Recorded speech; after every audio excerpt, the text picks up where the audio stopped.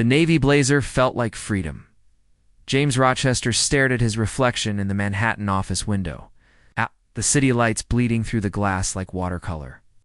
32 years old, billionaire, exhausted. He stripped off the custom suit. That cost more than most people's cars, and reached for something simpler. Something that would let him disappear, the Manhattan Children's Hospital charity. Gala would be crawling with people who knew his name. His net worth? His grandfather's cufflinks. Tonight, he refused to be that man. The penthouse ballroom of Century Tower sparkled like the inside of a diamond. Crystal chandeliers, midnight blue silk, white roses catching the light. James arrived late, slipping through the crowd like smoke. No one turned. No one recognized him in the dark. Jeans and leather boots. The liberation hit him like cold water. He moved toward the dessert display, drawn by the artistry. Gold leaf, chocolate sculptures. Macarons arranged like jewels. Someone had poured their soul into these creations. That's when he saw her. She was adjusting a platter of raspberry tarts, her black catering uniform simple against the opulence around her. Her focus was absolute. Her hands moved with the precision of a surgeon. "The construction on these is extraordinary," James said. "Most people would pipe the filling differently. This approach requires steadier hands." She looked up. Her eyes held no calculation, no assessment. Just genuine surprise? Pastry work? "I know very little. But I can appreciate precision when I see it." Her smile broke across her face like sunrise. Unguarded. Real. "Olivia, I created these." "James," he said, extending his hand. "And these might be the most impressive thing I've seen all evening." She laughed, and the sound was pure. "That's either very kind, or you haven't seen much of the event yet. There's a weekend in Tuscany worth $50,000 at the silent auction. I'd take these tarts over a week in Tuscany." Something shifted in her. Expression, curiosity, interest. "You're either being extraordinarily nice, or you have a passion for pastry I haven't detected. What do you do?" His chest tightened. The lie came easily. "Real estate. Mostly Manhattan development. Nothing glamorous." "Most of what people do isn't glamorous," Olivia said, turning back to her work. "That doesn't make it less important. My day involves early mornings and precise temperature control. Nothing glamorous in it, but the work matters to me." James felt something crack open inside him. She wasn't performing. She wasn't angling. She was just being herself. "Would you sit with me for a moment?" During a break, she checked her phone, then smiled at him again. That devastating, honest smile. "The deserts are set for another hour. There's a quieter area near the terrace." The terrace overlooked Manhattan like a kingdom of light. Olivia breathed deep, her face tilted toward the city. "I love this view," she said. "I took this catering job partly because it gave me access to spaces like this. I grew up in Queens. My parents worked long hours. I didn't see many places like this. Where do you live now?" "Upper West Side. Saved for 3 years to get my own apartment." Pride colored her voice. "I manage the restaurant where I work as head pastry chef. Small place. Not fancy. But we're talking about opening a second location in Brooklyn." James felt admiration bloom in his chest. "That's impressive. You chose to build something." "I had to. I couldn't imagine doing anything else." She paused, looking at him with sudden intensity. "My mother still thinks I'm crazy, but there was something inside me that just knew." They stood in silence. The city hummed below them. James realized he was experiencing something rare and precious. She wasn't seeing his net worth. She was seeing him. "I think your mother must be proud now," he said softly. "I think she is. Though she still worries I don't date enough. That I'm too focused on work." His heart kicked against his ribs. "Are you too focused on work?" Olivia turned to him. Something shifted between them, electric and undeniable. "I was," she said carefully. "But standing here right now, I'm wondering if maybe there's something I've been missing." James stepped closer. This woman had slipped past every defense he'd built. Not through manipulation, but through simple authenticity. I'm very glad you took a break, he whispered. The rest of the evening passed in stolen moments. James found excuses to return to the dessert display. Olivia made excuses to take more breaks. They talked about books, music, dreams, courage it took to build something meaningful. As midnight approached, James realized he couldn't let this end. But he also couldn't tell her the truth. Not yet. Not when everything felt so pure. Can I see you again? He asked. Olivia's smile was radiant. I'd like that. She gave him her number without hesitation. Another small miracle. But as James walked out into the New York night, guilt wrapped around his throat like a noose. He had just built something beautiful on a foundation of lies. 3 weeks felt like 3 lifetimes. James left board meetings early. He walked through Central Park at sunset, hands in his pockets, feeling like a teenager again. He spent afternoons at the Candlelight Bakery on the Upper West Side, watching Olivia work through the kitchen window. The way she moved, the focus in her eyes, the grace. 7 dates. 7 perfect evenings where he was just James. Not the billionaire. Not the empire builder. Just a man falling in love with a woman who saw him. They walked the high line as the city glowed below them. They spent hours in the Metropolitan Museum, arguing about modern art. They shared midnight conversations that left him breathless with how much he wanted to tell her everything. But every time he opened his mouth to confess, fear paralyzed him. What if she looked at him differently? What if the authenticity evaporated? What if she started calculating instead of feeling? So he stayed silent, and the lie grew heavier, Olivia noticed. He could see it in the pauses before her smiles, the careful way she avoided certain questions. She was waiting for him to trust her, and every day that he didn't, he was failing her. Friday night in late September, warm air thick with possibility, they sat at a corner table in a Tribeca restaurant, candlelight dancing between them. Tell me something real, Olivia said suddenly. James looked up from his wine. What? Something real? Something you haven't told anyone else. Her eyes were searching his face. I feel like I know you, but then there are these moments where you disappear. Like you're holding something back. His throat went dry. I'm not holding anything back, James. She reached across the table, her fingers brushing his. I told you about my father leaving when I was 12. About dropping out of culinary school because I couldn't afford it and teaching myself from library books. About the 6 months I lived in my car trying to make it work. Her voice dropped. I've given you pieces of me I don't give anyone, and you're still hiding. The truth sat on his tongue like broken glass. But before he could speak, a voice cut through the restaurant. James Rochester. I didn't expect to see you here. The world tilted sideways. Marcus Chen, a business associate, was walking toward their table with a smile that meant networking.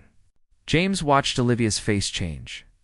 Watched confusion bloom, then realization, then something that looked like devastation. Marcus, James said tightly. I'm actually in the middle of something. But Marcus was already extending his hand to Olivia. Marcus Chen, venture capital. You must be dating the most elusive man in Manhattan. How does it feel to land James Rochester? Half the women in this city have tried. Olivia's hand went to her napkin. Her fingers were trembling. Rochester, she said quietly. Not a question. A statement. I should go, Marcus said, finally reading the room. Good to see you, James. Congratulations on the Hudson Yards deal. $40 billion is impressive even for you. The silence after he left was deafening. Olivia James started. Don't. Her voice was ice. Don't you dare. Let me explain. Explain what? She stood, her chair scraping against the floor. That you've been lying to me for 3 weeks? That every conversation, every moment, was built on deception? It wasn't like that. Then what was it like, James? Her eyes were blazing. Because from where I'm standing, it looks like you decided to play dress-up. To see how the other half lives? Was it fun? Pretending to be normal? That's not what I was doing. Then what? Her voice cracked. What were you doing? James stood, desperation clawing at his chest. I was trying to find someone who saw me. Not my bank account. Not my connections. Just me, and you think lying to me accomplished that? Olivia's laugh was bitter. You don't get to decide what's real between us. You don't get to manipulate the situation so you feel safe while I'm out here being completely vulnerable.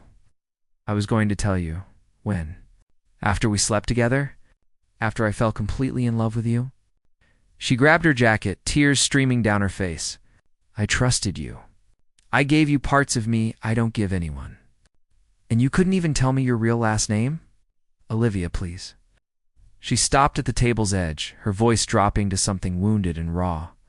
My whole life, people have underestimated me because I'm not wealthy, because I work with my hands, because I came from nothing.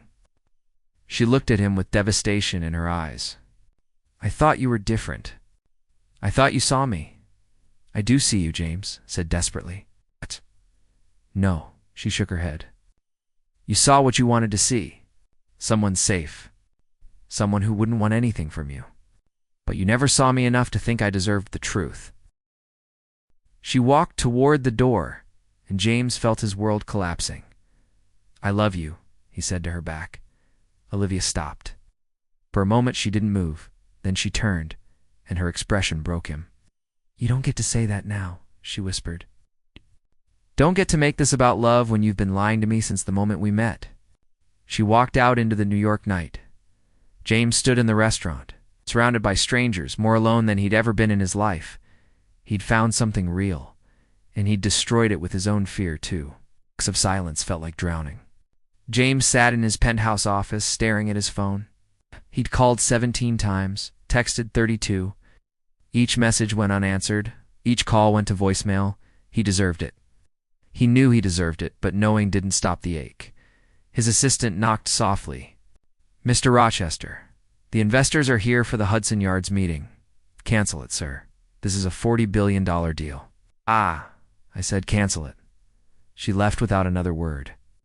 James turned back to the window, watching the city pulse with life below him. Somewhere out there, Olivia was working in her small kitchen, creating beauty with her hands, living her life without him. He'd never felt more empty. His phone buzzed. Not Olivia, never Olivia. It was his lawyer. The message was simple. The Candlelight Bakery just filed for bankruptcy. Thought you'd want to know. James's blood went cold. He grabbed his jacket and was out the door before he could think.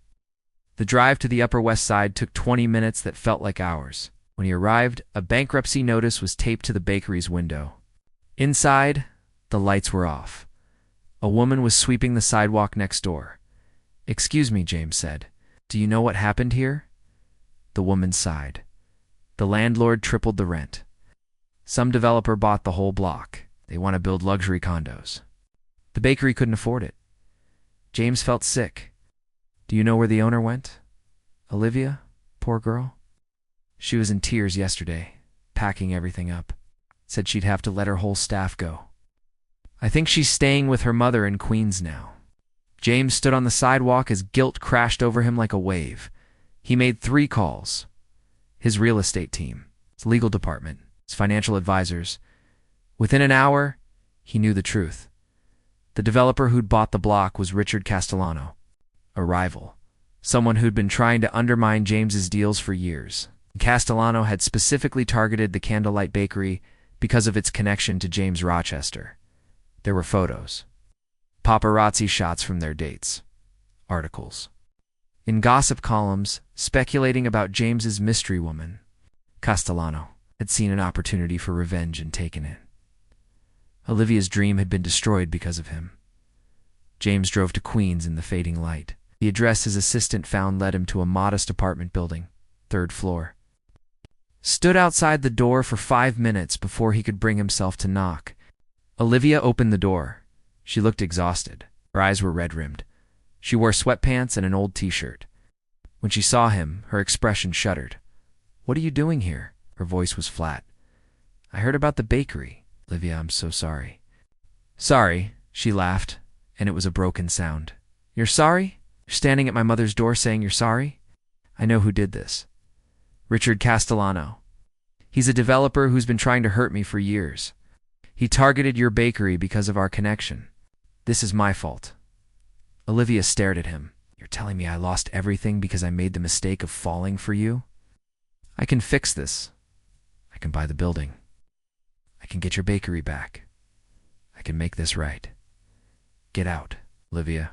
Please, just listen to me. No. Her voice rose. You don't get to swoop in and save me with your money. You don't get to fix this by throwing cash at the problem. Do you understand what you've taken from me? James felt tears burning his eyes. I never wanted this. I never wanted you to get hurt. But I did get hurt. Her voice cracked. I lost my business. My staff lost their jobs. My dream is gone. It's all because some billionaire decided to play games with another billionaire, and I was just collateral damage. You're not collateral damage to me? Then what am I? She demanded. What was I to you? Fun experiment? A way to feel normal for a few weeks? You were everything, James said desperately. You are everything. Every moment with you was the only time I've felt real in years. You saw me, Olivia. Not my money, not my empire, me. But I didn't know you, she whispered. How could I see you when you were hiding who you were? They stood in the hallway, and James felt the weight of his choices crushing him. Let me help you, he said quietly. Not because of guilt, not to buy forgiveness, but because what happened to you isn't fair, and I have the power to fix it. Olivia looked at him for a long moment. You want to help me? Yes, and then walk away. Her eyes were full of tears. Walk away and let me rebuild my life without you in it. That's the only help I want from you, Olivia. I mean it, James. You've done enough damage. Please, just go.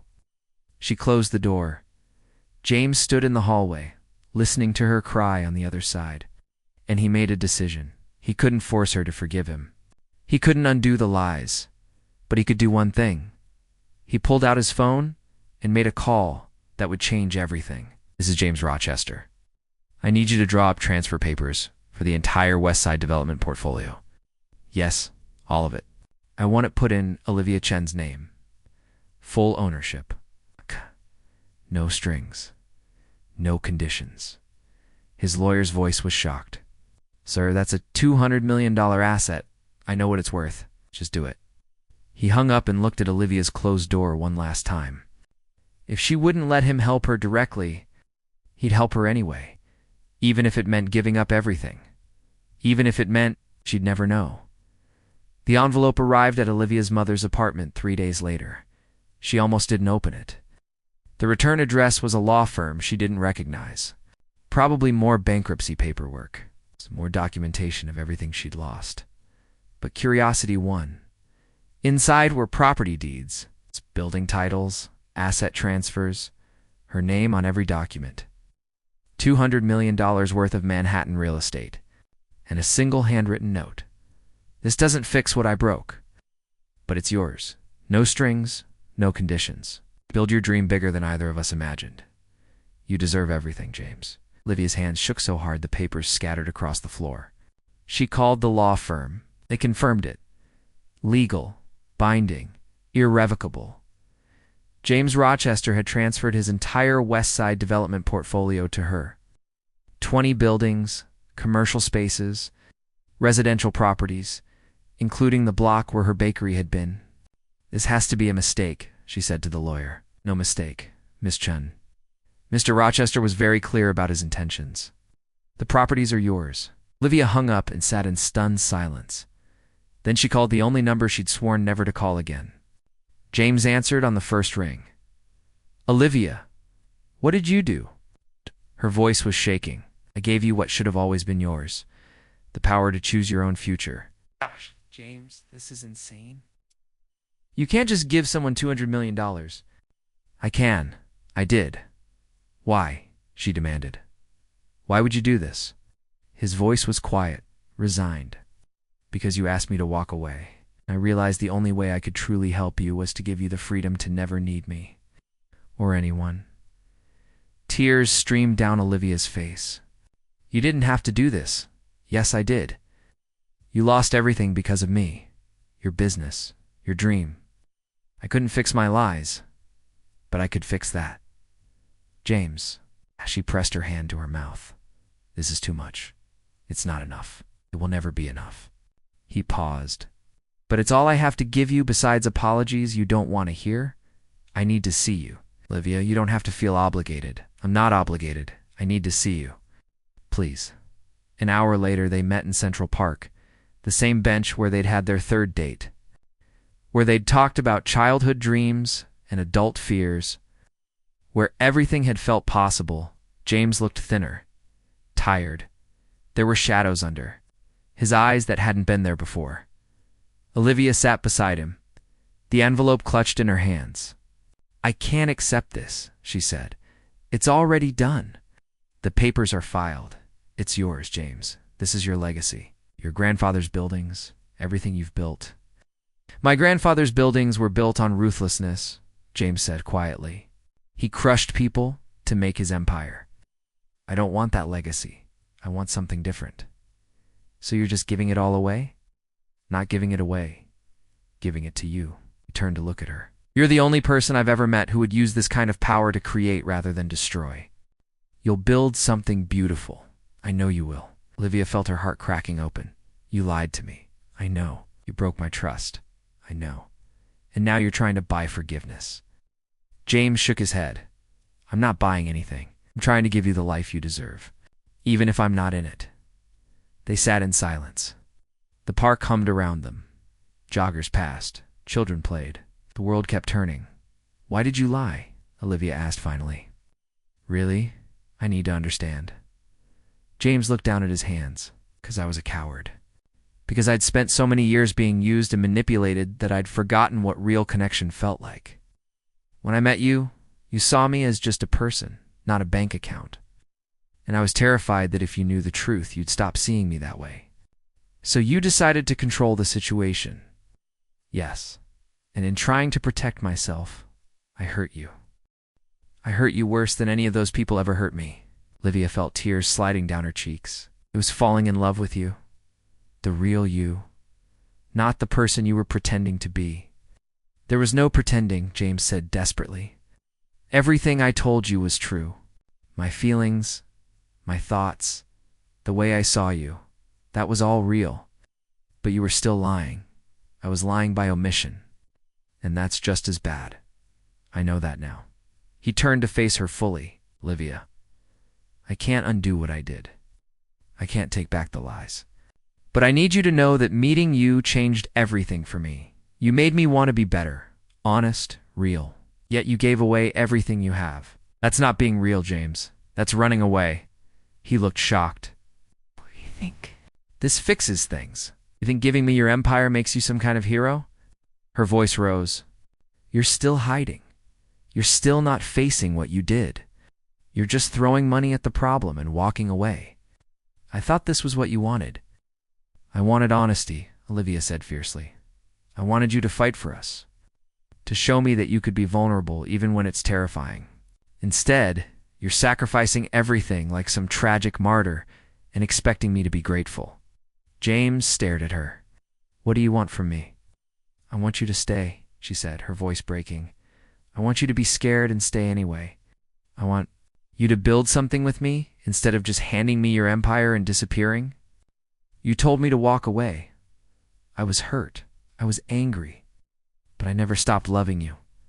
She grabbed his hands. You idiot. You beautiful, broken idiot. I don't want your buildings. I want you. After everything I did, after everything you did. Because love isn't about perfection. It's about showing up even when you failed, even when you're terrified. She squeezed his hands. So show up, James. Right now. Be honest with me. James felt something break open inside him. I'm terrified of losing you again. I'm terrified that I've already destroyed everything. I'm terrified that even if you forgive me, I'll find another way to hurt you because I don't know how to be vulnerable without armor. Keep going. I wake up thinking about you. I fall asleep thinking about you. I see your smile everywhere. I hear your laugh in empty rooms. You've become the axis my whole world turns on, and losing you felt like losing gravity. His voice cracked. I love you so much it scares me. And I don't know how to do this without destroying it. Olivia leaned forward and kissed him. It was soft and devastating and full of forgiveness he didn't deserve. When she pulled back, her eyes were shining.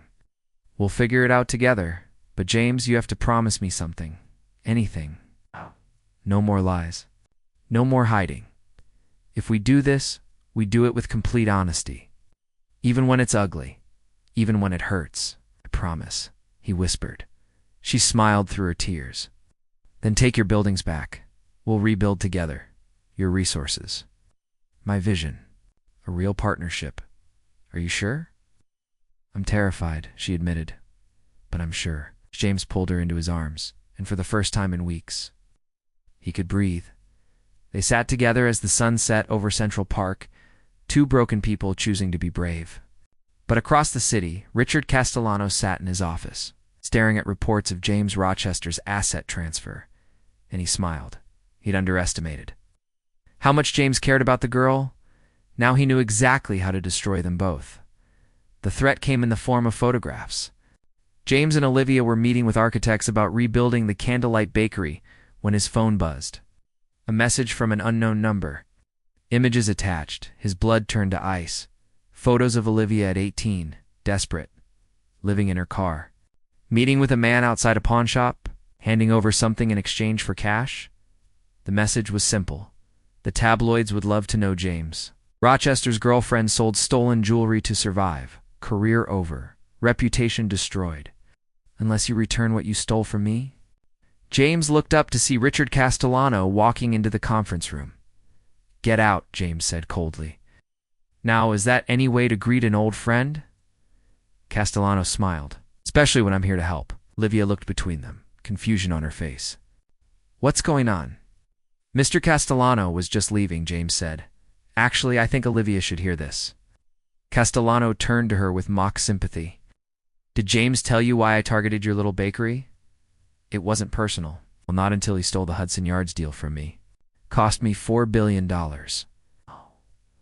So I did some research on his new girlfriend. James, Olivia said quietly. What is he talking about? James's hands clenched. Olivia, whatever he's about to say, we can handle it together. Those photos, Castellano continued, from when you were homeless. Very sad story. But the jewelry you sold? Stolen from the family you worked for as a maid? It's grand larceny. Still prosecutable. He leaned forward. I wonder what the press would do with that information. What your investors would think. What happens to someone's reputation when the truth comes out? Olivia went pale. How did you find that? I find everything. Castellano turned to James. Here's the deal. You return the Hudson Yards project to me. You disappear from Olivia's life completely. And these photos disappear too. You're blackmailing me, James said. I'm offering you a choice. Your career or her reputation. Your empire or her freedom. Castellano smiled. Seems fair, considering you destroyed my deal. James looked at Olivia. She was shaking, tears streaming down her face. The jewelry was my grandmother's, she whispered. The family I worked for stole it from my mother's things when she got sick. Just took back what was ours. Does the law care about that distinction? Castellano asked. I don't think it does. James felt rage and clarity hit him simultaneously. He stood, pulling out his phone. What are you doing? Castellano demanded, calling my lawyer, then calling every news outlet in New York. James looked at Olivia. I'm telling them everything. About you. About the jewelry. About what really happened. And I'm telling them about Castellano's blackmail. James, no, Olivia said. This will destroy both of us. Better destroy together than save separately. He turned back to Castellano. You think you can blackmail me with the truth? Fine. I'm putting the truth on the table myself. All of it. My lies to Olivia. Your corruption. It's a whole ugly story. You'll lose everything, Castellano said. I already lost everything once when I lost her. Not doing it again.